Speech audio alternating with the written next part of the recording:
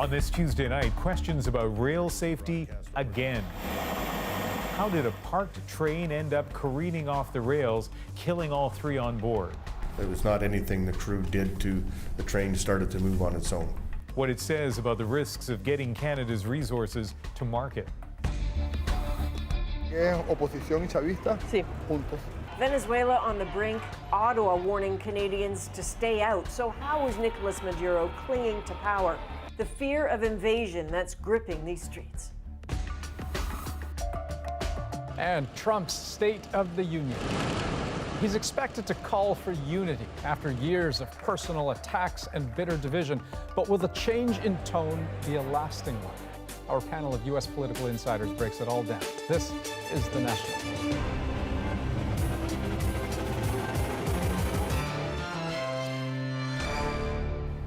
Investigators are zeroing in on why a freight train derailed yesterday in the Rocky Mountains, sending the crew members plunging to their deaths.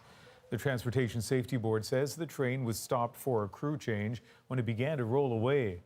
The incident has put rail safety back in the spotlight here in Canada when train traffic is on the rise. The CBC's Aaron Collins has new details on how the crash unfolded. From the air, it looks like a scar on the land, the spot where dozens of rail cars left the track, sliding to a creek bed at the bottom of Cathedral Mountain. On the ground, today started just as yesterday ended, workers removing mangled rail cars from this valley, while investigators try to determine just what happened here. Preliminary indications are that a loss of control of the train occurred. The Transportation Safety Board says it's too early to say what caused that loss of control, but some details about what happened before the crash are emerging. The train had been stopped on the grade with the air brakes in emergency for about 2 hours when the train began to move on its own. There were no handbrakes applied on the train. The TSB says that stop was to make a crew change near the BC-Alberta border. Once the train started moving on its own, it was moving fast, accelerating for about 3 kilometers before hitting a curve, derailing and tumbling down an embankment to the frigid creek bed below. The winding stretch of track that makes its way through this rugged part of the Rockies has always been a dangerous one, in part because of the steep grade trains have to make their way down on their way into Field, BC. Another train crashed here last month. No one died in that derailment, but the union representing the dead CP employees says 8 rail workers have died in Canada since November 2017. And they want more done to keep them safe, something the federal government says it already does. It's always a possibility that accidents or derailments will happen. We're trying to make it as safe as possible, and we will continue to make that our priority. The cleanup will continue here in the coming days as investigators search for the train's event recorders, tasks made more difficult by the frigid weather and rugged terrain that may have played a role in this tragedy. Aaron Collins, CBC News, Calgary. And as we mentioned, the derailment comes at a time when more and more goods are being moved by rail. More than 313 million tons of products were moved by rail in 2017, and that's an increase of 7% over the year before, the strongest growth in years. Much of the increase is due to petroleum, and with a glut of oil in Alberta and plans for the Trans Mountain pipeline expansion stalled, the province is seeking to buy as many as 7,000 rail cars to get its crude to market, and that's prompting concerns from some about the safety standards for rail cars carrying dangerous goods. Okay, to Washington now, where Donald Trump is about to give his second State of the Union address, but it's his first since Democrats took over the House.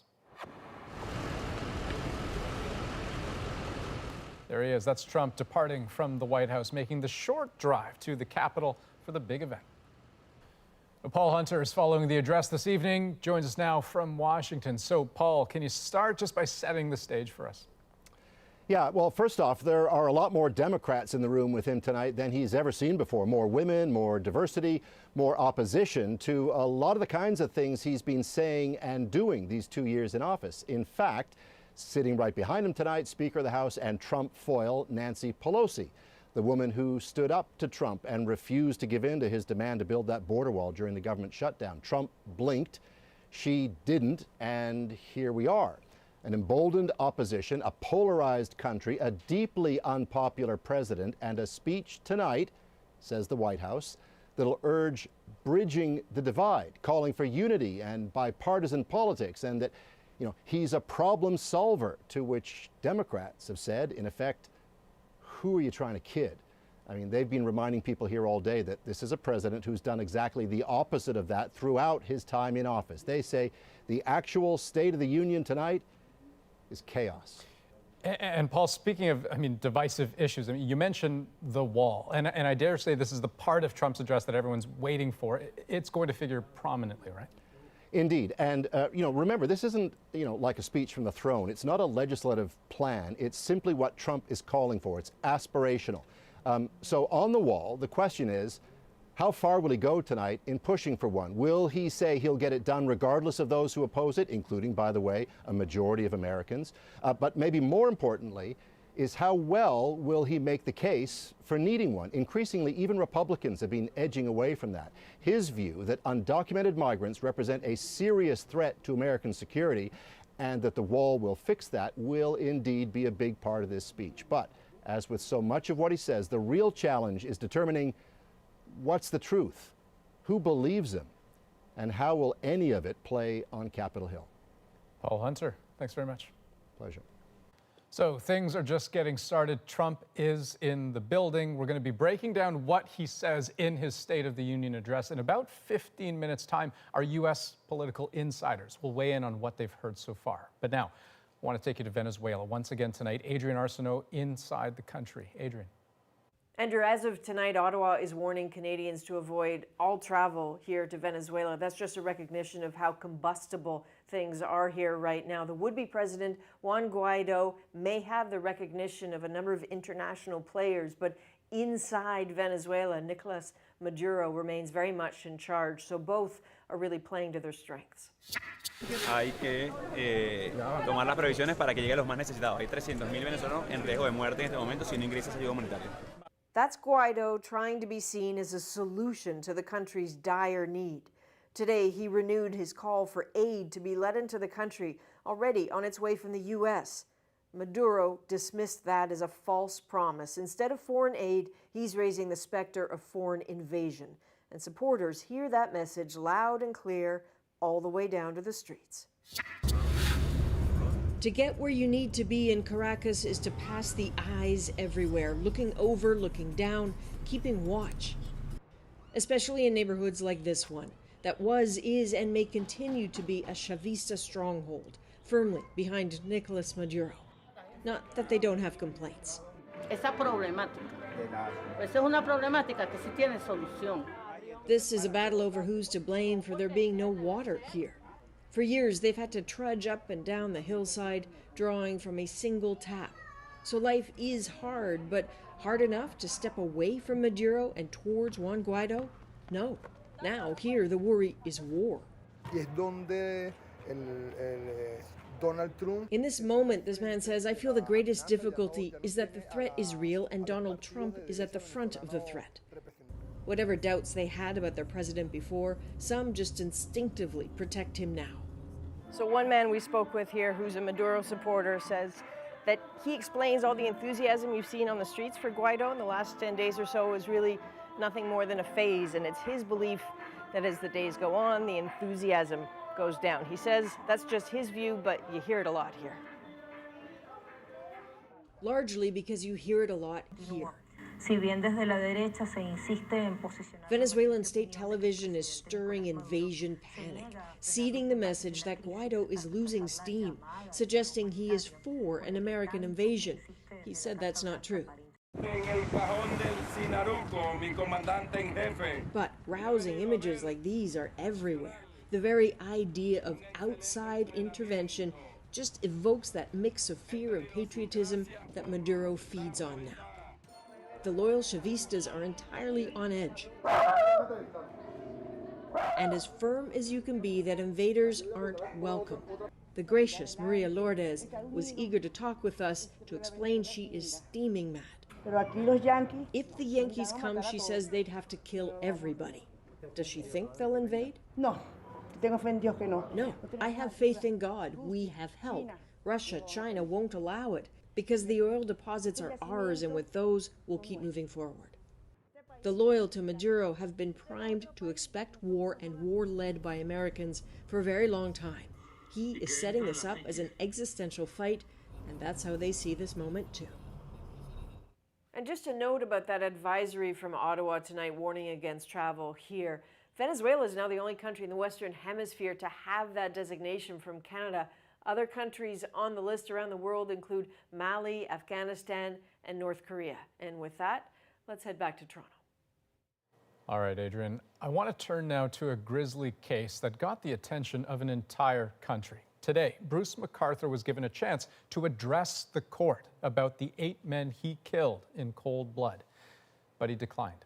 So we may never understand his motives or his state of mind, but what we did see once again today were the emotional wounds inflicted on his victims' loved ones. Joanna Remiliotis has their stories. In this spectacle of horror, they have always been so private, those closest to the victims.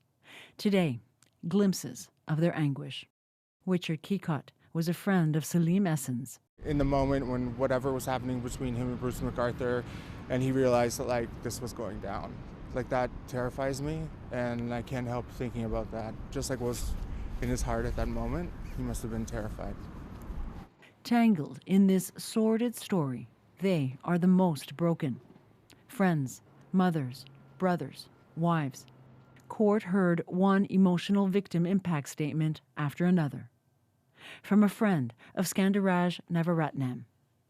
Having someone that I loved dearly killed is another level of loss and life-changing. It puts your spirit and faith into question. From Majid Kahan's brother.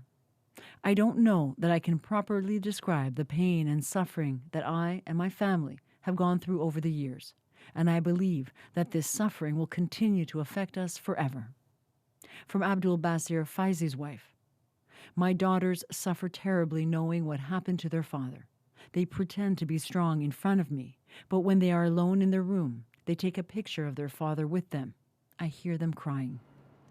Wrenching to hear, too, when Ume Farina Marzouk started sobbing as the Crown read out her statement. I was overwhelmed with grief as I could not eat nor sleep. I was no longer interested in the activities that I enjoyed prior to getting the news of my husband's disappearance.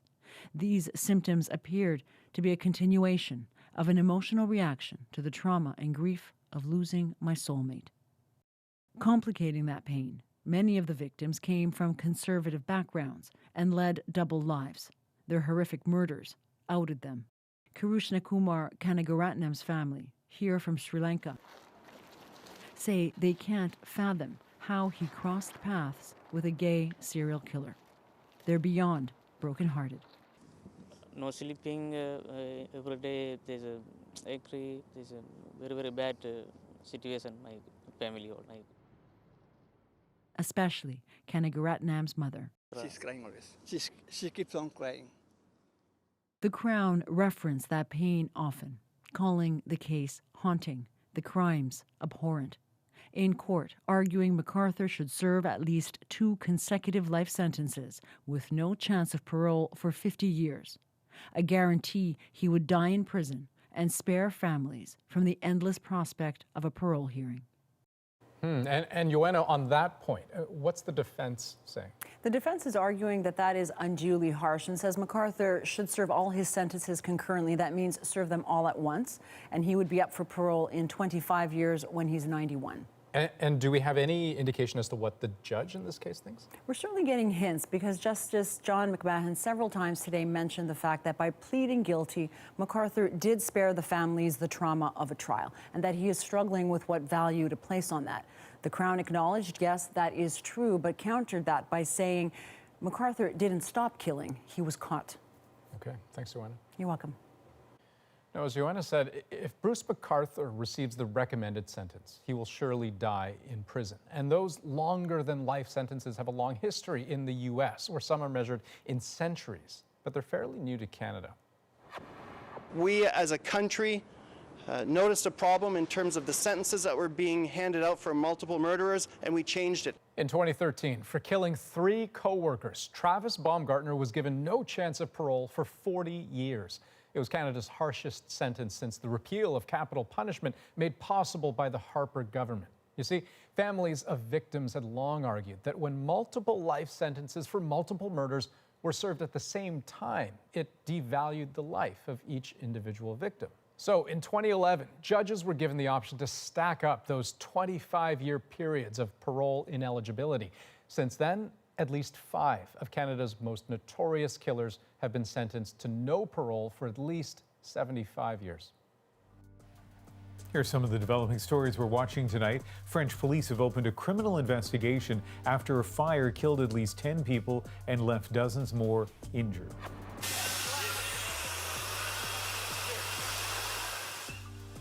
The fire broke out at the 9-story apartment building in Paris early on Tuesday morning. Residents tried to escape out their windows and off balconies. It took about 250 firefighters almost 5 hours to bring the blaze under control.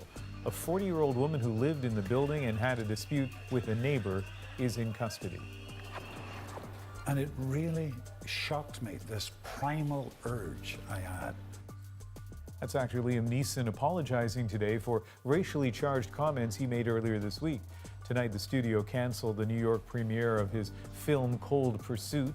In an interview on Monday, Neeson told a reporter he'd wanted to kill a black man at random in response to the rape of a close friend over 40 years ago. Today, Neeson said no violence occurred and that he sought help from a priest. And now, Spears just came into the circle and started punching. And we're learning more about what may have led to this brawl on Saturday between 2 Nova Scotia University hockey teams. The fight broke out between the Acadia Axemen and the St. Francis Xavier X-Men.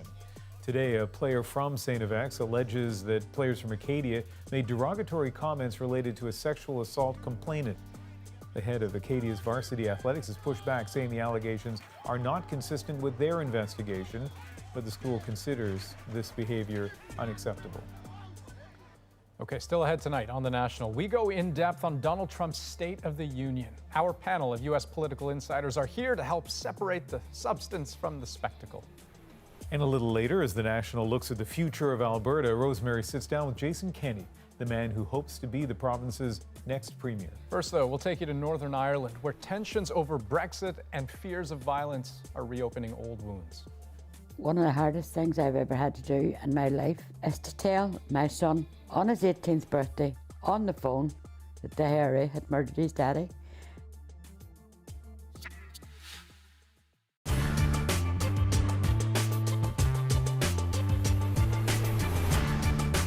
Grainy old photographs recall the days when Stanley was bustling with gold fever. Today, the Lightning Hotel looks like it belongs in a ghost town. But Stanley is not a ghost town.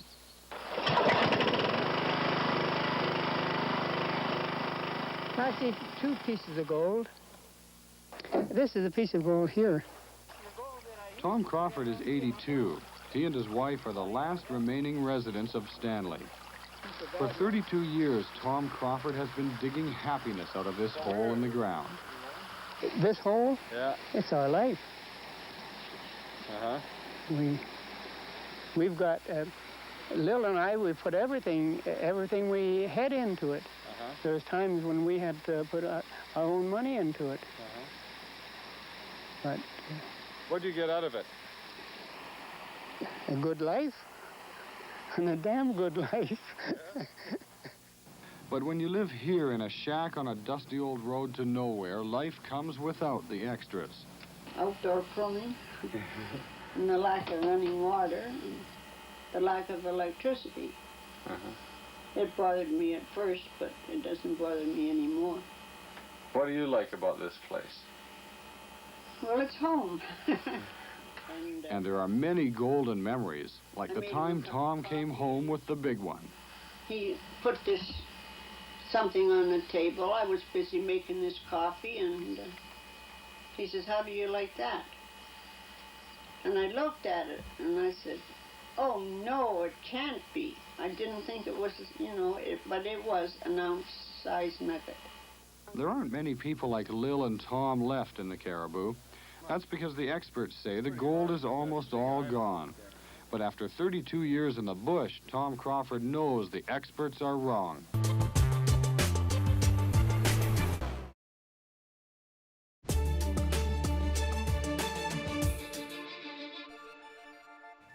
Northern Ireland does not have to rely on the Irish government or the European Union to prevent a return to borders of the past. The UK government will not let that happen. I will not let that happen. British Prime Minister Theresa May made a rare trip to Northern Ireland today to ease growing concerns there about Brexit. May told Belfast business leaders that she's headed to Brussels later this week to try to fix her failed plan. The UK's divorce from the European Union is scheduled to happen on March 29th, and if a deal isn't done by then, customs and border checks could go up between the UK's Northern Ireland and its EU neighbour, the Republic of Ireland. Just the chance that could happen is raising fears across Northern Ireland about a return to violence, especially in a city that's already seen too much of it. Thomas Dagla has that story from Londonderry.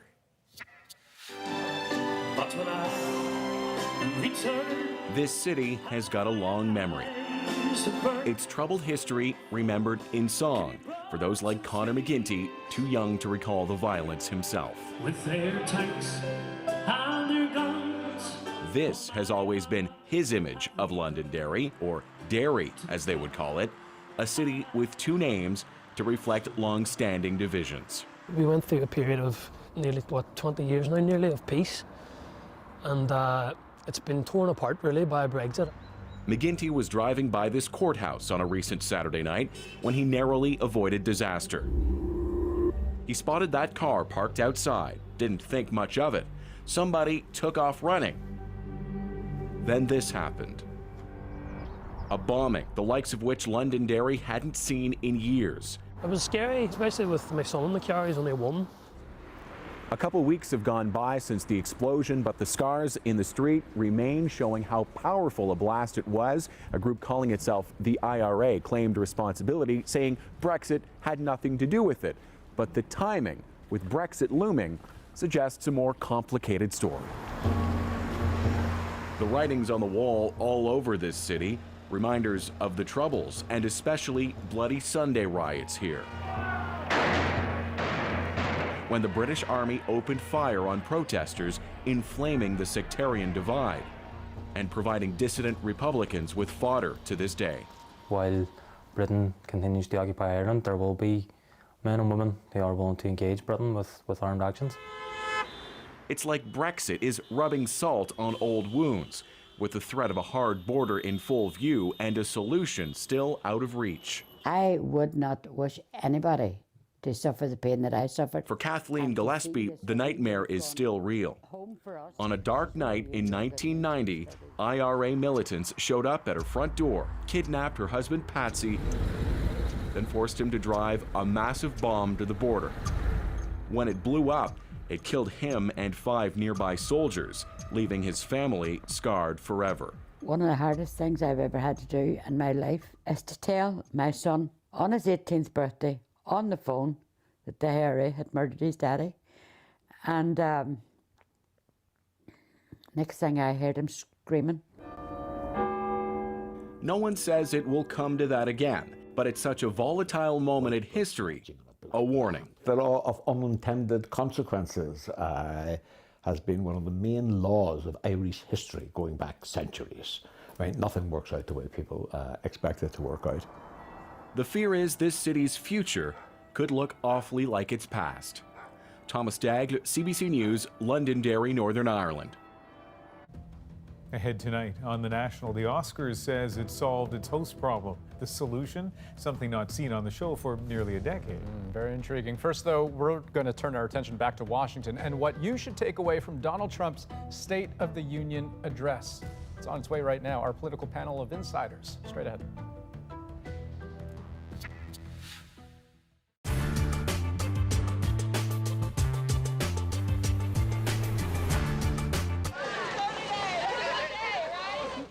The There were, as there had been on this and past shuttle missions, delays this morning. This time it was Florida's freezing snap. There were icicles on the launch gantry, and there was a 2-hour delay until NASA officials were satisfied there was no danger. The family of Christopher McAuliffe, the first teacher, the first private citizen to be chosen for a space flight, watched the launch. And liftoff of the 25th Space Shuttle mission, and it has cleared the tower. Now controlling. Roger, roll, Challenger. Good roll program confirmed. Challenger now heading down range. For a whole minute, the launch went as planned.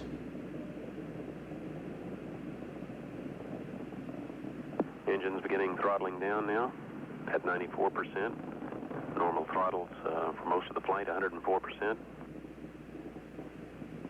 We'll throttle down to 65% shortly. Engines at 65%, 3 engines running normally, 3 good fuel cells, 3 good APUs. Velocity 2,257 feet per second. Altitude 4.3 nautical miles, downrange distance 3 nautical miles. Mission Control gave the command for the last burst of power to kick Challenger into space. Engines throttling up, 3 engines now at 104%. Challenger, go at throttle up. Challenger, go at throttle up.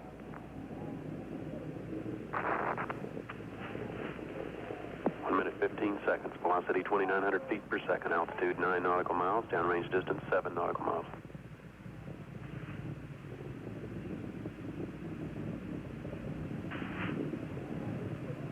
All that was left were the contrails of the bits and pieces of Challenger. Obviously a major malfunction. For 45 minutes, rescue craft couldn't get near the debris because pieces of Challenger were still falling from the sky. On the ground, shock. McAuliffe's parents, Edward and Grace Corrigan. It quickly became clear that no one had survived.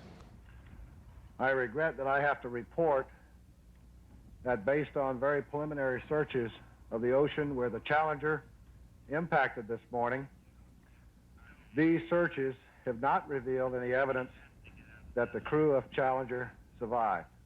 NASA rejected suggestions that the mission had been rushed to avoid the embarrassment of further delays.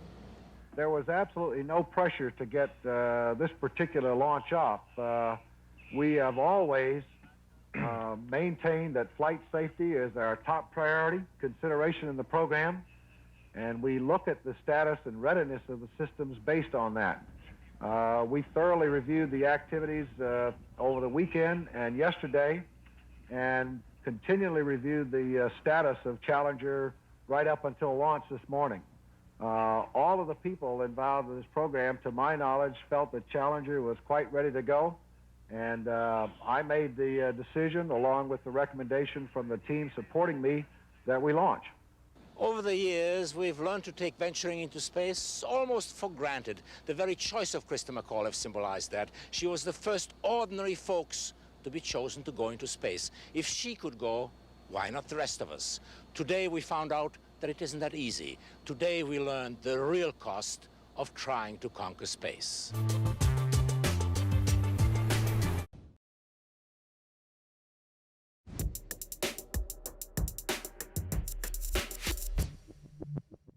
Madam Speaker, the President of the United States.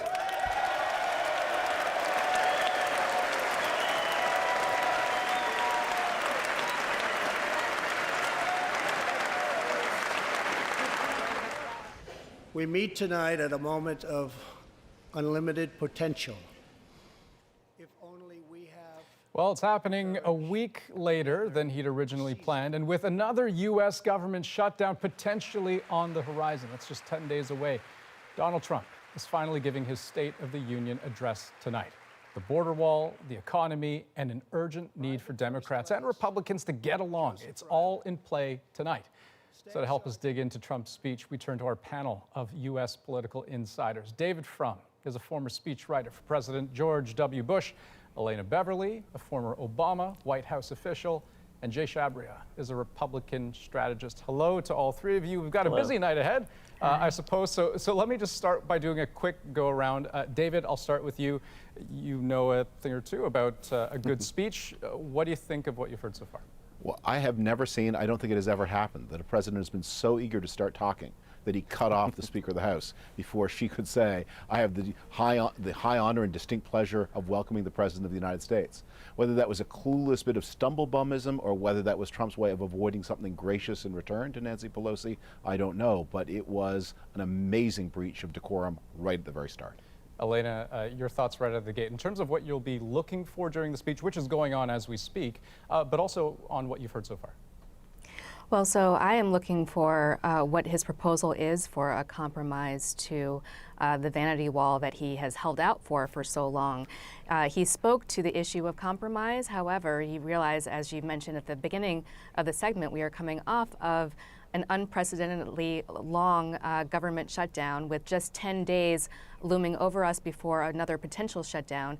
And he has given no offer of what an appropriate compromise would be for border security. Okay, as I said, I mean, the speech is still ongoing right now. We haven't quite gotten to the section of the speech where he's going to be talking specifically about the border wall, but Jay, based on what you've heard so far, your initial impressions? Well, look, I always think it's jarring whenever you hear Donald Trump speak from prompter and he doesn't go off. I don't know if that's ever happened. And so far, he's actually stayed on prompter, stayed on his message, and that's a pretty surprising thing. The other thing I would note, too, is he's used a lot of his applause lines in the beginning. The lines for comedy, the lines to try to get Democrats to stand on their feet, and he's gotten it done a couple times, which is also a surprising thing. Well, and the line, the state of our union is strong. That's a go-to and one that we've already heard even at this early stage in the game. So we are going to be talking about the border wall in just a moment because, as we've mentioned earlier with Paul Hunter, that is going to figure very prominently in this particular speech at this particular time. But let's talk about what we have heard so far. And so we have a clip here. So this is Donald Trump talking about, as we heard before, the sort of unlimited potential of the United States of America. Let's have a listen. We must reject the politics of revenge, resistance, and retribution, and embrace the boundless potential of cooperation, compromise, and the common good.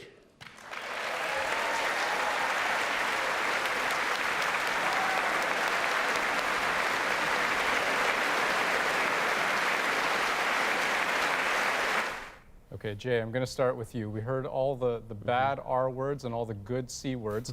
As advertised, Trump promoting this message of unity, of cooperation, compromise, working together, except it is, of course, against the backdrop of this ticking time bomb, right? 10 days away, another potential government shutdown. Right. Look, I think this is going to be viewed two ways after the speech by the punditry in Washington and around the country. The people that support Donald Trump are going to say, look, he's trying to come to the table, he's trying to put forth deals that people can come together and try to avoid the shutdown that's going to come again. And then what's going to happen, in probably a larger part, are his enemies, his attackers are going to come out and say, this is a complete hypocrisy. This is where he always goes, and he doesn't back it up. And that's really going to be the dividing line. It's what's been dividing America for a long time, is where can we get a deal, and are those words enough? And Elena, I mean, just on this question of reaching across the aisle, you look at the invited guests, right? So Trump, on his invite list, you have a family of a couple from Nevada that was killed by an undocumented immigrant. On the Democrats' side, they've invited people whose lives have been thrown into disarray because of the government shutdown. Is there even an interest from both sides to see eye to eye?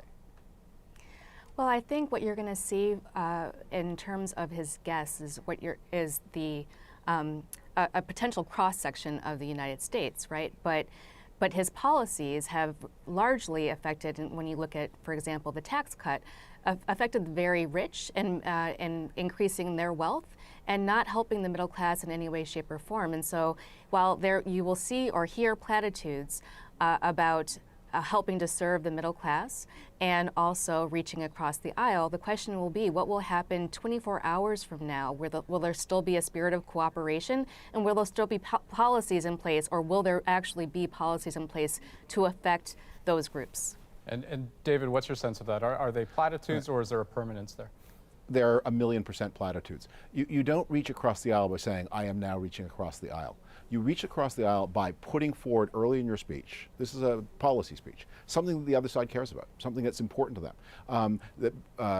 You find some issue that cuts in a different way through American politics and say, this is going to be an important priority for me, whether it's education reform in the Bush years, whether it's deficit reduction in the later Obama term.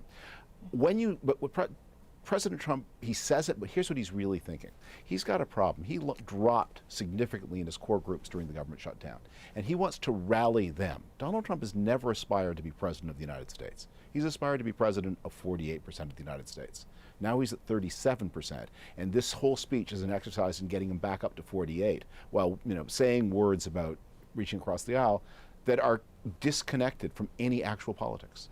But David, I mean, read a little bit into the reaction that we've seen in the room, because I mean, a lot of it is predictable, right? You have Republicans giving standing ovations, you have Democrats sort of sitting there steeled in their chairs.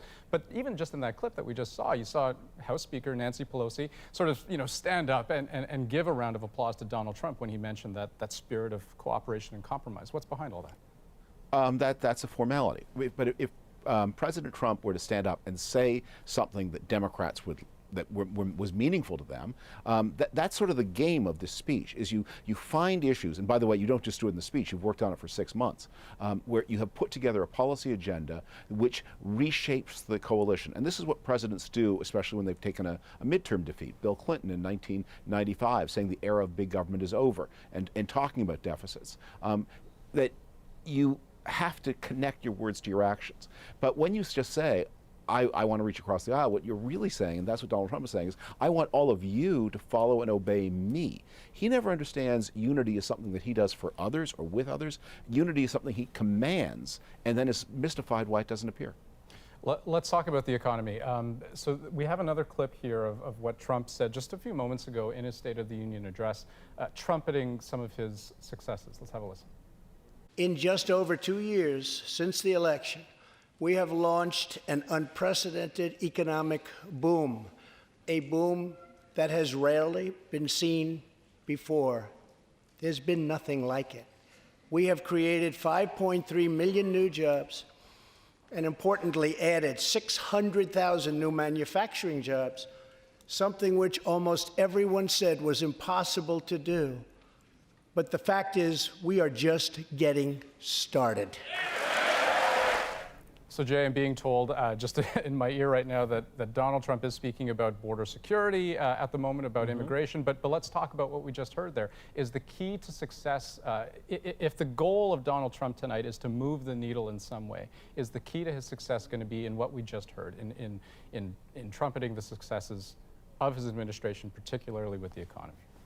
Yeah, this is something I actually don't think that the president does well enough. He hyperbolizes a lot about a lot of different things, but there's actually successes he's had, and the economy is roaring. That is one of them. And look, even in that statement, there's a lot of hyperbole, but there are ways to take credit for it, and because the tax cuts and the economic policy, that he should get some credit for that. There are also foreign policy victories that he's had, or not victories, I shouldn't say, but movement in Venezuela and ISIS and other places like that too, places where he's moved the needle foreign policy-wise, on NAFTA negotiations, where he's renegotiated things in a positive way for the United States. Those are things he should be leaning into, rather than some of these other fights where he kind of paints himself in a box and can't find a way to win. The shutdown, for example. Before I move on to the shutdown and to the border wall, Elena, I can see you want to get a word in edgewise here.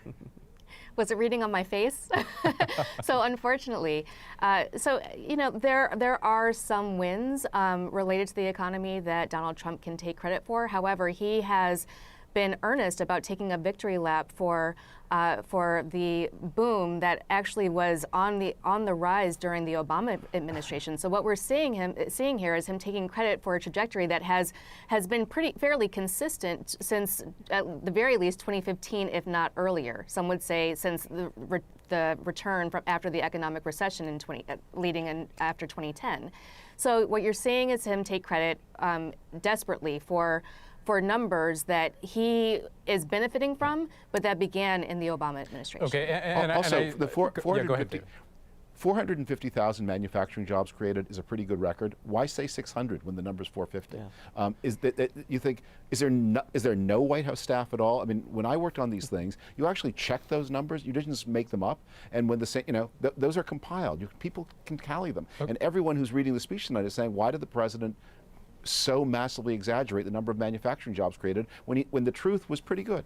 We have about 2.5 minutes left. I do want to talk about the border wall, border security, illegal immigration, because this is an important issue to the U.S. president. So Jay, let me start with you. I mean, when Donald Trump says things like, large organized caravans are on the march towards the U.S. border, and he talks about the lawless state of the southern border, who is he talking to, do you think? Is he talking to Americans at large? Is he talking to his base? What's the thinking there? Well, look, I think the first consumers of that message are his base, no doubt about it. But there's also a large segment of the population that believes in border security. And what he's trying to do when he talks about those kinds of things is paint the Democrats in a corner.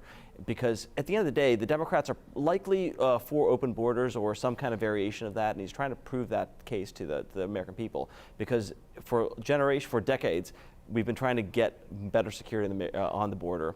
But Democrats Jay, have been the ones stopping it. When it came to making this case, he had 35 days to do it, right, during the shutdown. And by and large, I mean, if the polls, if you put any value in them, he wasn't entirely successful. Convincing Americans I think that was a very thing. failed strategy from the onset. I mean, look, I think when you put yourself in a position like that, and the most amazing thing to me about that whole shutdown is the wall's whatever Donald Trump wants to make it. He could have claimed victory early on this and said, we built it or we're building it, and his supporters have been said, great. Fine, it's over. And for some reason, they extended this war, and I don't understand that. Elena, are Democrats open to having their mind changed on this issue, or after this speech, just based on what little we've heard so far, are views simply hardening on this?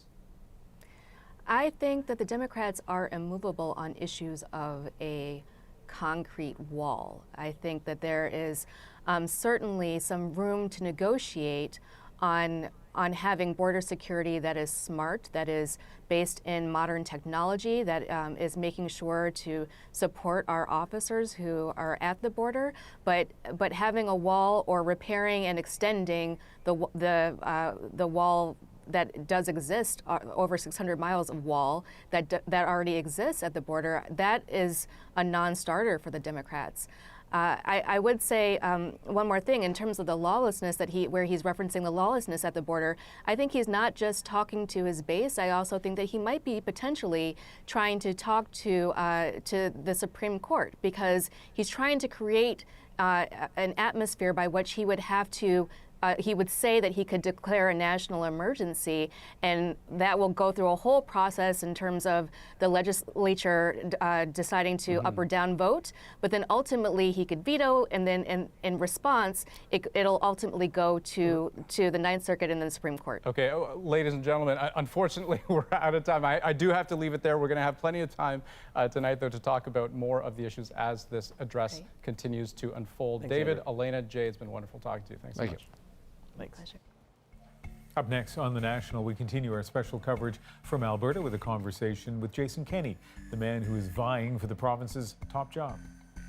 What would you be doing differently in this position if you were Premier? What should the Premier be doing differently? I think our Premier made a huge mistake.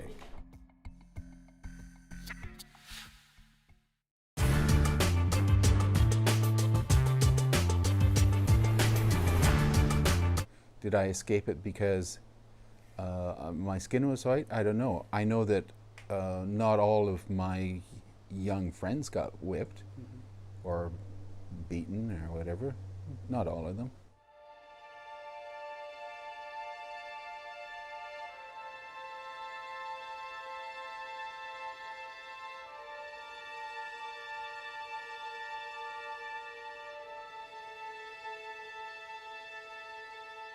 My mother had the option of homeschooling us, but she decided against that, and there was no other option. And I call them the PR nuns, but when Mom and Dad went over to see about the possibility of us going to St. Anne's, they were told by the PR nuns, "Oh, we have the top cream of the cream of teachers here. They all have their education." So just imagine in the morning, I get up and it's home. It's what I'm used to. We're in a freighter canoe, and now I've been whacked and pulled into St. Anne's, kicking and screaming, basically.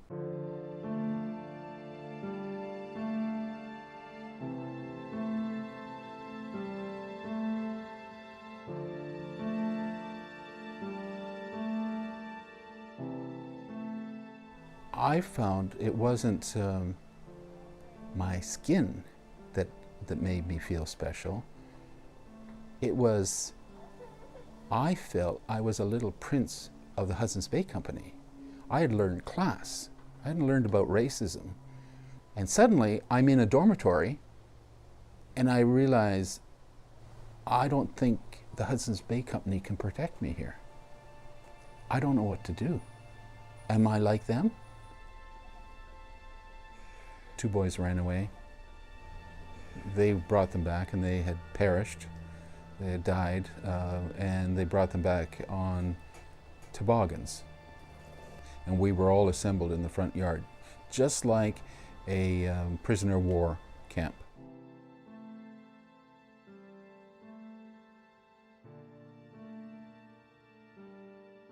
I thought, well, there's no hope then. I can't escape. And that's when I started banging my head on the wall to end it all. And so I tried to kill myself a few ways. One was to bang my head on, and this is on the cement wall, stuff rags or whatever I could find up my nose to stop my breathing. And outside, and keep in mind this in the wintertime, it's way up north, so it's pretty cold, I would take off my jacket and sit in the snowbank to try to freeze myself, and the nuns would have to come out and try to put my jacket on. I don't think I did it like, hundreds of times. I think I probably did it maybe 5 to 10 times, probably. Some people would say you're acting crazy, but I would say craziness is a natural reaction to a crazy situation.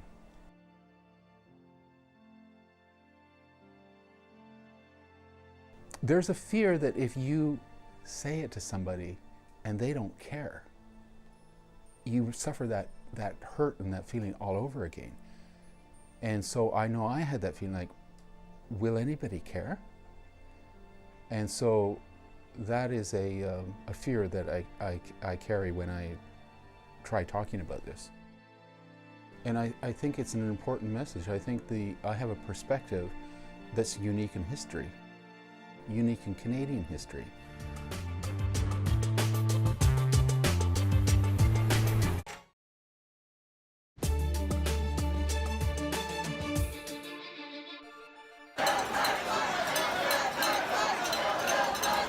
Albertans have taken to the streets to make their voices heard and delivered letters pleading with the Prime Minister for help. Angry over the effect of the low price of Canadian crude, cuts to domestic oil production, and stalled pipeline plans. It's depressing because, a lot of these people that you've been with forever are having trouble. Last night we took you to Drayton Valley, a former boom town in the province, now struggling. If nothing changes, well, you'll see a lot less tax base coming out of here, tax money. A lot of the shops will be shut down. And the town isn't alone. Tonight, our coverage of the challenges facing Alberta continues, with a provincial election just around the corner and a federal election set for the fall. Rosemary sat down with someone you'll likely hear a lot from in the coming months. Jason Kenney was a longtime MP and cabinet minister under Stephen Harper. Now he's looking to lead Alberta into the future as premier. It's very clear the economy is struggling here in Alberta, that there are a lot of people who are personally struggling, that tens of thousands of people have been laid off. What do you think is the biggest issue that is facing Alberta right now? We've gone through the longest period of economic decline and stagnation, at least since the 1930s. Monthly payrolls are down by 10% over 4 years ago, or per capita GDP down 7%. But behind those numbers, a huge number of folks have gone from reliable six-figure incomes to unreliable piecemeal and contract work. A lot of young people leaving the province, and just a sense of also a little bit of sense of being under siege. It's something psychological about it. Albertans are kind of get-her-done people, very much pride themselves on the entrepreneurial spirit that's driven this province, and a sense that, you know, we've been good neighbors in the Federation. We've been very generous. We've contributed $200 billion to the rest of the Federation through our federal taxes over the past 2 decades, and yet there seem to be political forces that don't want us to develop the resources that pay the bills. So both economically and politically, a lot of frustration. Let's talk about pipelines just for a minute. The federal government is now consulting with Indigenous communities. They've had some 60 meetings, and so they're working towards trying to get this thing going. What would you be doing differently in this position if you were Premier? What should the Premier be doing differently? I think our Premier made a huge mistake when she signaled to Justin Trudeau that he could kill Northern Gateway and surrender to Obama's veto on Keystone XL. And Alberta did nothing to protest the Trudeau Liberals effectively killing Energy East through new regulatory mandates. Still, we're left with just one, the faint hope of one coastal pipeline. We should not have been in this position. Now, obviously, I know, but how can a Premier stop the federal government from making what it believes are the best decisions for all kinds of reasons? I mean, I don't know what she could have done. I think the job of an Alberta Premier is to defend the province's vital economic interests and waving the white flag on 3 out of 4 potential coastal pipelines was not in our best interests. And we backed ourselves into this corner where the pipeline opponents have enormous leverage over us. Obviously, federal government has to do the supplementary consultations, but they should also have appealed that decision to the Supreme Court to get clarity on the duty to consult. And I think they could have laid down the federal supremacy on this issue. You know, invoke Section 92 of the Constitution. This is an interprovincial pipeline, exclusive federal jurisdiction. The government of British Columbia has no business threatening to block it by withholding permits and litigation and these other things that caused Kinder Morgan to walk away. What do you want Canadians to know about what's happening here? You know, we see people protesting the yellow vests.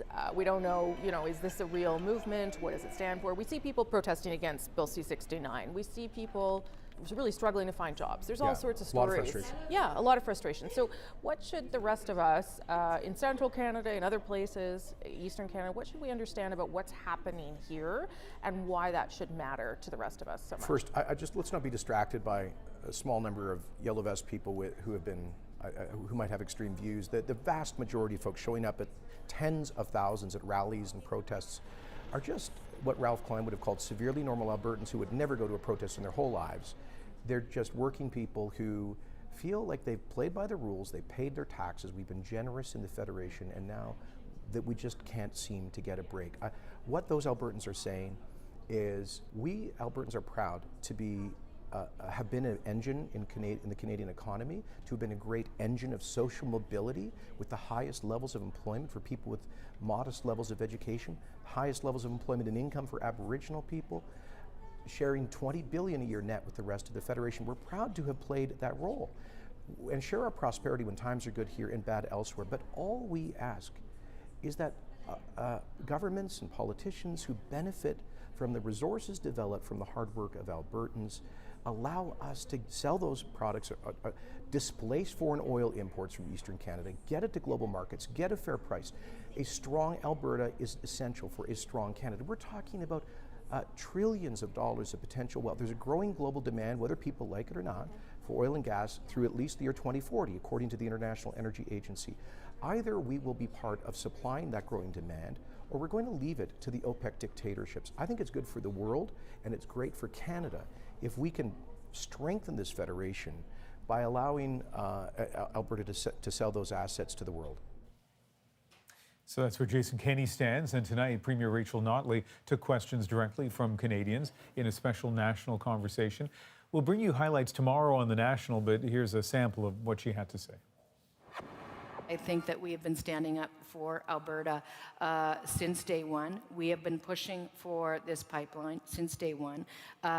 I, like all Albertans, like everybody in this room, I'm sure, are very frustrated with the decision that we got in August, which delayed what otherwise was a pipeline under construction for the first time in almost 70 years in the country of Canada. So, but that is the federal courts, and that is not a thing that I can fight against. When it comes to pushing the federal government, there is no question that Canada works best when we all work together.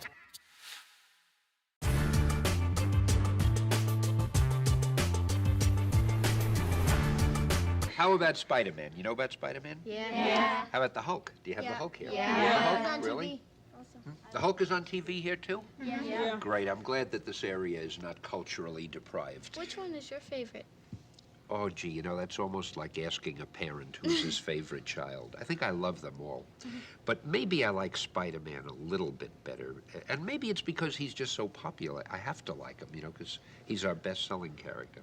How do you think of the character like Spider-Man? How do you get to think of a guy With like great difficulty. But I really don't know how. You know, if we need a new character, I'll sit down and I'll say, well, we need a new character. Now, let's see. We already have a guy who crawls on walls and spins webs. We already have a guy who's the god of thunder and a fellow who's got green skin and he breaks through buildings up and so forth. What haven't we got? You know, then you sort of sit and eliminate. They say, well, we don't have a fella, perhaps, who can counteract the power of gravity. Maybe a person who can walk on air, and we'll call him Anti-Gravity Man. Of course, that's silly, but so you say, okay, there's one. Or maybe a fellow who can walk through walls, you know, and we'll call him the Wall Walker or something. And you just, but getting the idea is easy. The tough thing is saying to yourself, okay, I've got an idea for a character, but now what can I do to this character to make the readers care about him? When I start writing stories, they start off quite good, but then they start fading away. When yours, like Spider-Man, they always stay good. How do you do that? I think the most important thing is you yourself have to say to yourself, is the story holding my interest, meaning your interest? And if it isn't, you have to say why. And you have to say, well, maybe I've been writing about the same thing too long. Maybe I should now introduce another character or have something mysterious happen. Maybe my hero or my heroine suddenly receives a telegram and opens it up and looks at it and says, oh no, not that, and then puts it down. And then the reader will wonder, hey, what was in that telegram? Is it in comics, is it usually the biggest, strong, and ugly characters that are most successful? No. You know what it is? It's the ones that are the most interesting and the ones that the viewers and the readers of comics can most relate to. It doesn't matter if the character is ugly or is handsome or is weak or is strong. If there's something about the character that makes you like the character and care about the character. Now, I think we've done it with a lot of different ones. Certainly, Peter Parker. Who's Peter Parker, quickly? Spider-Man. Okay.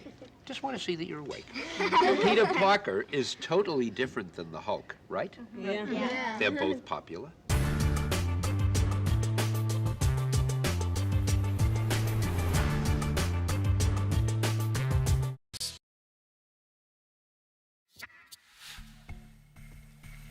It is official. After Kevin Hart's drawn-out resignation as host of the Academy Awards, this year's Oscars will have no host. A big change for the Hollywood institution, and so we've made it our moment. So, here's the deal. You gotta keep smiling. Keep smiling indeed. When nominees gathered yesterday for the traditional class photo, there was still hope that some host would be found. After all, in the past, it was almost a full-time job. Johnny Carson, 5 times. Billy Crystal, 9. Bob Hope, 19. Now, welcome to the gig economy. This job moves around like a seat filler on awards night. The Oscars went hostless 30 years ago when Rob Lowe's excruciating song and dance left Snow White pining for apples. Oscars gone for 2 hosts, and the results were surprisingly bland and sometimes downright bizarre. What was James Franco smoking? The final word when it comes to no hosts versus multiple hosts? You probably know where this show stands. And so, Andrew, what would the moment be without not just a host, but multiple hosts? What's your feeling on this issue? Well, can I just let it be known that as far as the Oscars hosting gig goes, you know, like I think it'd be kind of fun. But then, you know, the funny thing, so I looked at our schedules for hosting. Sunday, February 24th, the night of the Oscars, of the 4 of us, I am the only one hosting our program that night. So I'm the only one who can't do it. All right, and if you were to pick a host for the Oscars, we talked a moment ago. You actually have an intriguing choice. The Rock, I think, would be a great choice. Like he's endearing, he's non-controversial, he's funny. What about you? Well, I feel pressure to be even more intriguing than that, so I will say, and I know this is not a great guess, but I love the sitcom The Grinder. Give Rob Lowe a second chance, I say. Okay, interesting. All right. Okay, what terrible guesses. Nobody cares what we think about this, but anyway, the two hosts say good night. That is The National for February the 5th. Good night.